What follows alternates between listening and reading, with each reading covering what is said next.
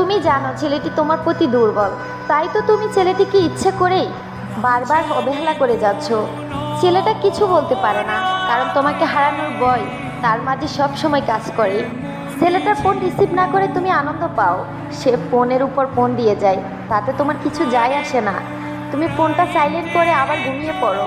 ছেলেটিকে অবহেলা করতে তোমার একটুও আটকায় না। এমনকি তুমি এটাও ভাবো না যে ছেলেটি তোমার কথা কষ্ট পেলো কি পায়নি। আচ্ছা, সবসময় কি একই রকম চলবে? না, সব সময় একই রকম চলবে না। তোমার পিছে পড়ে থাকা ছেলেটাও একদিন বদলে যাবে। তোমাকে আর মেসেজ করবে না, ফোন দিবে না, এমনকি তার ফোনে তোমার নাম্বারটা পর্যন্ত খুঁজে পাওয়া যাবে না।